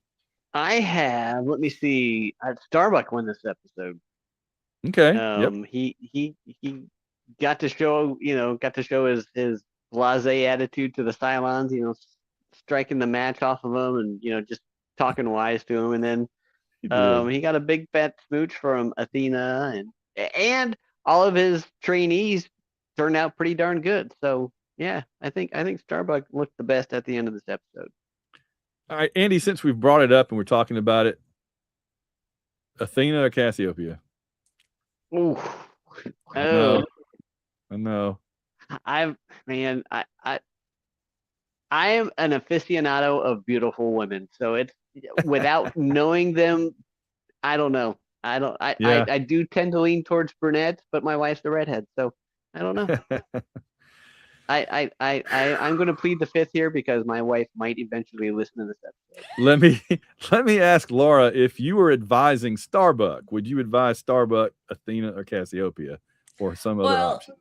like I said back in previous podcasts here, even when I was younger, I never understood why Starbuck went for Cassiopeia instead of Athena, because from the pilot episode, all that, Athena was the one who was, she was in command. She was, Good family. it appeared, yeah, it appeared she was more educated, Mhm. but then they retconned Cassiopeia into medical.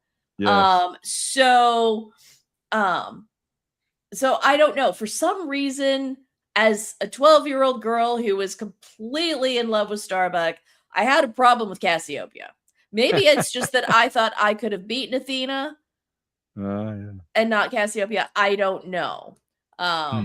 So I'm gonna have to revisit this question from you, because I'll need to finish watching the series to see what they Okay. do with the two characters, to see what I think. From the very jump, from the very beginning, I was always on Cassiopeia's side. Always. Love Cassiopeia. Lauret Spang. Let's see. Have we both, again, I can't keep track of it. My brain's all over the place. Have we both said who won the episode? Laura, did you say who won? I did not say who won. I don't have anything in my notes because I couldn't really find a good winner. I think I was so angry by the end of it. I just, like, some things I gave up on. But winning, it was like Andy pointed out earlier. Actually, Bella's going to say she won the episode. There's no plot, really. Like you said, there's not a lot of plot. So it's like, how do you determine a winner when all we've done is gone into a collapsing pyramid? Interesting. Well, speaking of which, I said Lucifer won, but I think Lucifer would have been a bigger winner if they never rescued Baltar. But now rescuing Baltar, spoiler, right? Because we know he's in the rest of the series, then it comes a little harder on Lucifer. I think Adama won because he was right that the planet was there. Kobol was there. He got some information. I thought the female pilots that lived won because they proved themselves and did pretty well. I love that. I did agree about Starbuck. I thought it was a good point. I said I can make a good, strong argument that over the course of the entire series, Boomer is one of the best characters, if not the best character. I think Boomer is used a lot, more than I would have expected as a kind of a third level, a supporting character. And yet I think they use him a lot because they realize how good he is and people really liked him. Boomer He's that balance between Apollo and Starbuck. Yeah. He's not as just hardcore, by the book, let's do regulate, as Apollo, but he's not as carefree as Starbuck. He's like straight middle ground. Yeah. Kind of like the best of both. He is like the Falcon to Apollo's Captain Caprica. What does that make Starbuck? Ooh, that's a good one, Bucky. I don't know. Probably not Bucky. Maybe the Winter Soldier. I don't know. But no. Yeah, the Winter Soldier. I think I love Boomer too, because I think, like you said, Laura, he's not the Boy Scout, but he's not the the total scofflaw I don't know about jerk, but he's not the scofflaw that the bad boy that Starbuck is. He's just a great character. I love him. I do want to go through and do a comparison episode. I like this Colonel Ty way better than the newer Colonel Ty. Let's see. Who lost this episode, Laura? Serena, Boxy, and Apollo. Oof. Oh, I think Boxy won because he got to lose his mom and still be all right, not go to the orphanage on the garbage scow. He's got his dad now. He's in the Caprican aristocracy But now, working his way up to being commander. Yes, that's true. But he has lost now. We don't know how he lost his original father, where his original That's father true. was. But And his he has dog. lost. Yeah, he lost his dog. He lost his mom. I mean, yes, he's got this whole new family, but he's still assimilating into it. Oh my god! Oh my gosh! Oh, I'm so sorry. I'm so sorry. So he lost his dad. They replaced him with Apollo. He lost his dog. They replaced him with the robot. Mm-hmm. Muffet. Could they have made like a robot mom, like a Cylon mom? Oh man. Roxy, wrong. Oh my god, I'm so sorry, but I'm just following the trend. Sheba will show up soon. Yes, Yeah. yeah. Sheba, guess what, Sheba? You're here to be the surrogate mother for Boxy. Oh my gosh. Yeah, I had who lost the episode? Serena, for sure. Apollo to a degree because he loses his wife. Baltar lost, but we're going to see if he can rebound.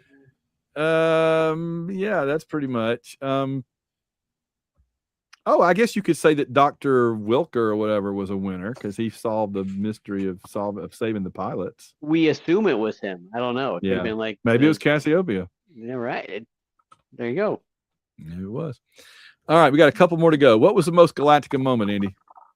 The space combat, because it happens every episode and it's usually the exact same scene and it's usually 2 or 3 times an episode. So Yeah. Well, I'm going to follow on that and say the space battles, and then I thought from the mythology point of view, the ancient Egypt pyramids and stuff. Laura, did you have a most Galactica moment? No, and I found a whole nother Oh, I touched on them. Like, oh, here's more notes and factoids. I wasn't paying attention to my notes, but we touched on that. Oh, okay. I do have a little factoid that we can like save till we're done with these. Okay. We have a flex categories. Did anybody use any of those? I think I have 1 or 2. I have the most 70s thing in this episode. I put Starbucks ubiquitous cigar because he's always smoking that thing. You just won't see that these days at all. But back in the 70s, that was always the thing. I mean, he even had at the dinner table while they're eating dinner, he's just puffing away, blowing the smoke all over the place. Like, dude. But in the 70s, that's what they did. He was like my brother, though. He could just do that, and then everybody's like, "Oh, Starbuck, that's just how he is, isn't he funny?" If I'd done that, it'd have called the police. 100% true. 100% true. I said the most 70s thing was the pressure suits that look like bikinis. Laura, what did you think was the most? Did you have any flex categories? I did not. Okay. I don't know why. Oh! I've added a new flex category. If you want to update your notes. Yeah. We have a new flex category, Starbuck relationship watch. This seems needed. This seems necessary. So for this week's installment of Starbuck relationship watch, this time it seemed like he was with Athena. She gave him the big kiss when he came back from the dead. But yet at the end, who's clinging on to him? Cassiopeia. So, by the way, I know it's Cassiopeia, but they call her Cassiopeia, so I'm not going to. In Starbucks' defense, if Athena walked up to me and wanted to plant a big kiss on me, I'm not going to tell her no. No. So, I mean, you really can't blame Starbuck for that. No. So I'm thinking in episode 1, Athena was ahead.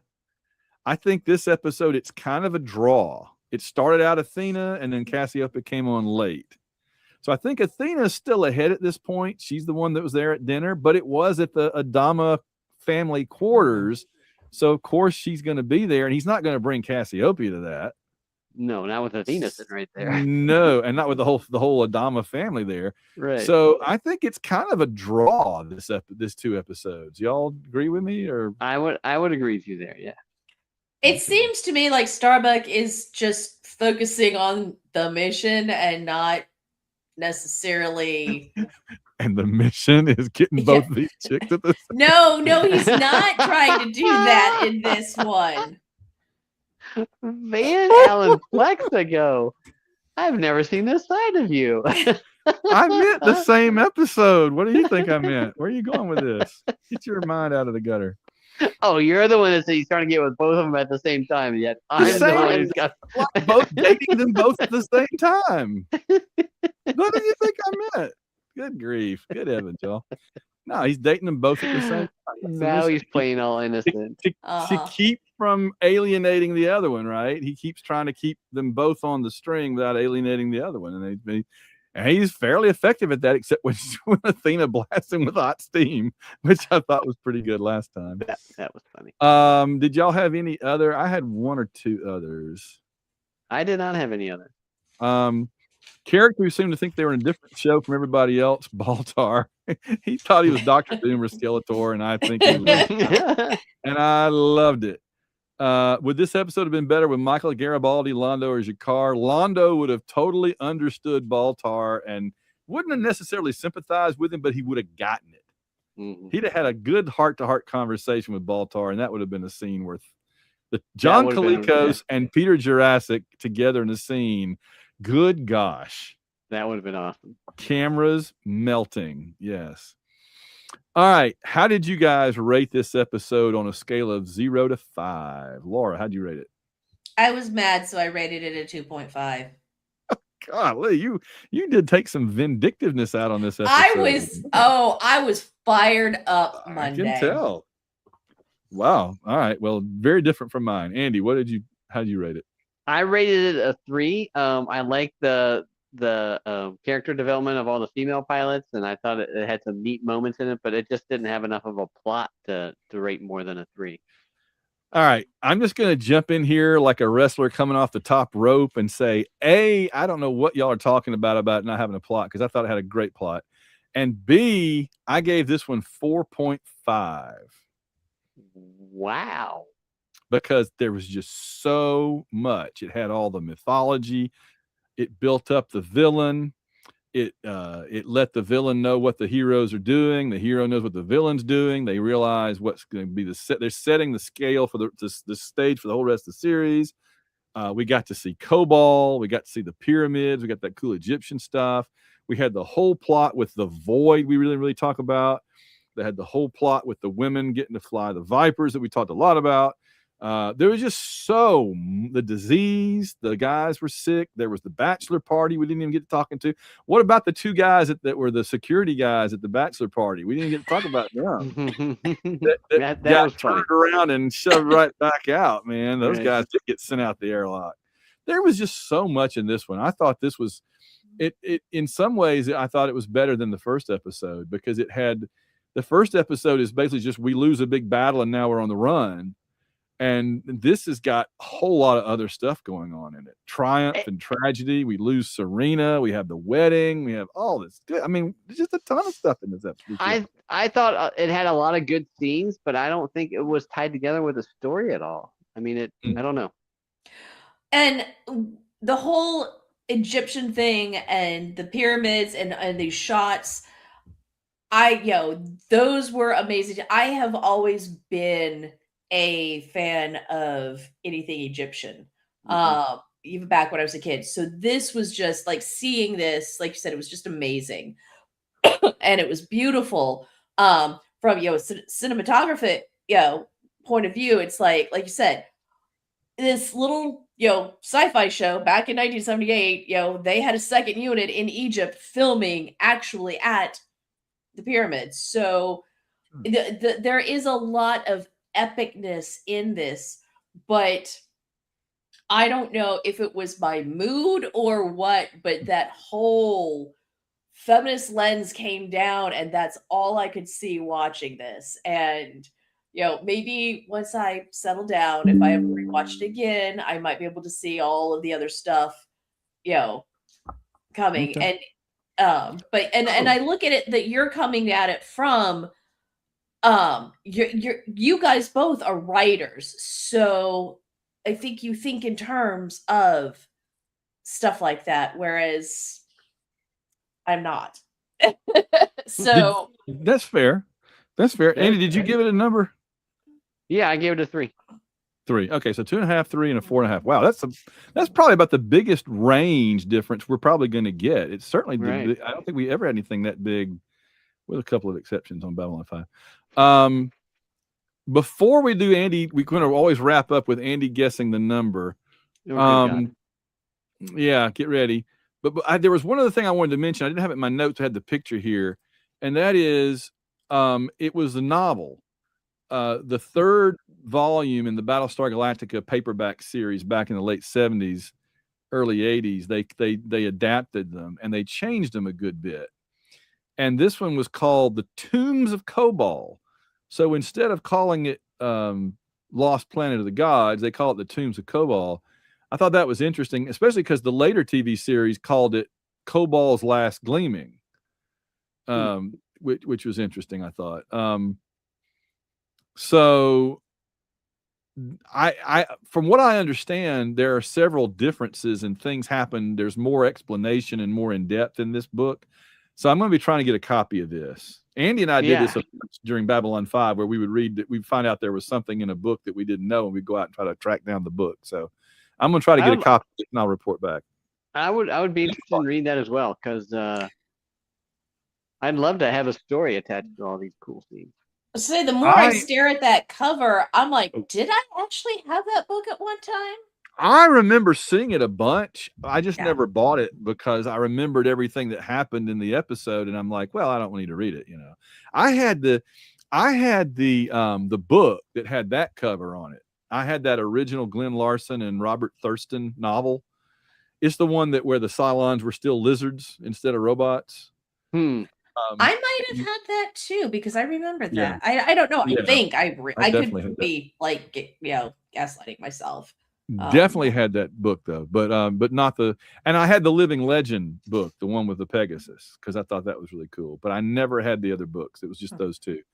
All right, Andy. So the IMDb rating for these two episodes is only 0.1 apart. They're only different from each other.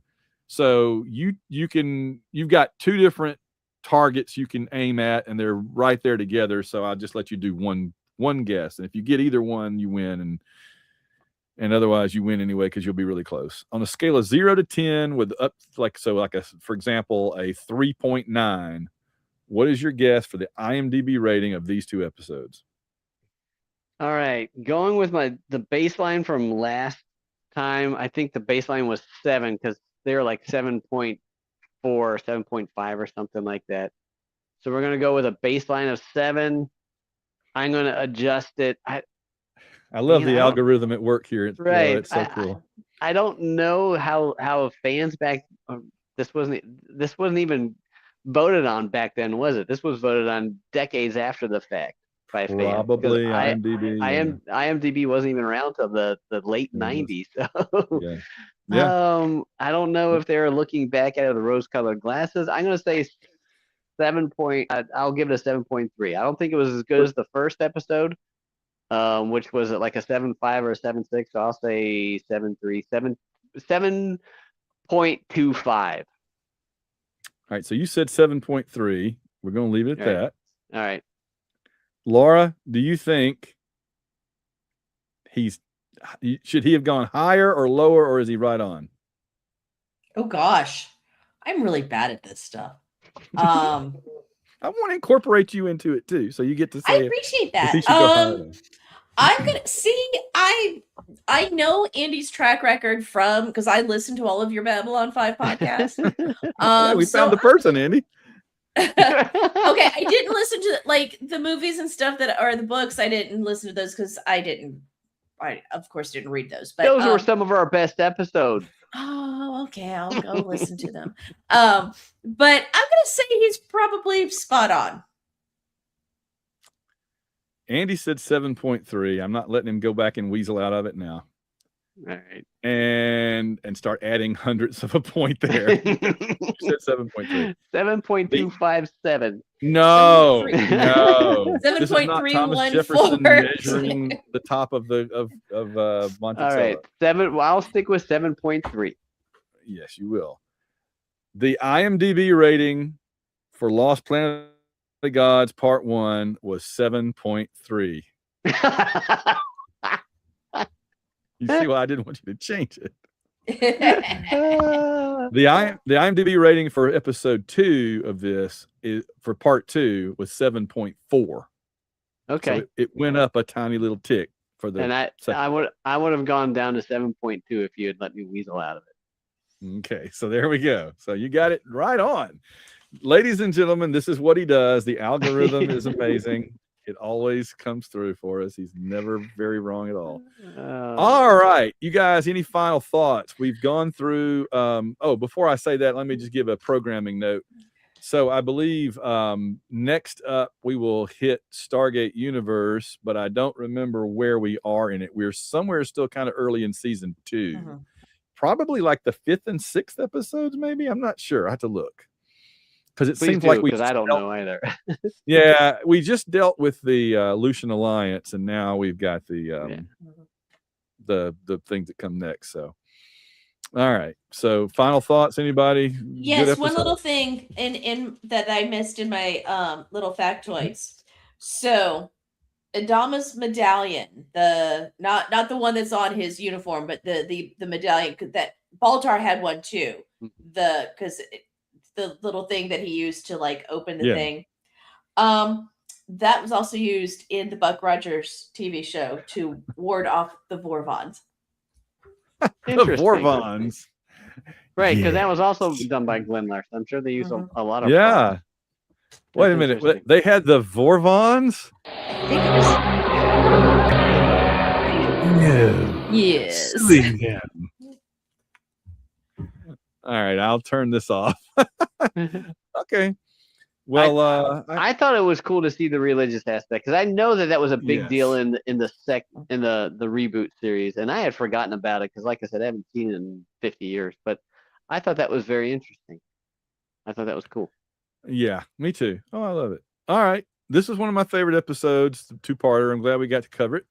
We'll be back next time with Stargate Universe, and then when we come back to Galactica again, it'll be to look at 2 one-off, more smaller episodes, the Lost Warrior and the Long Patrol, I believe, which is basically the same episode twice, just one with Apollo and one with Starbucks. So we'll get through that episode about 45 minutes probably compared to this. So, all right, gang, we will wrap up there, and I will see you guys down the road. All right, see ya. Bye.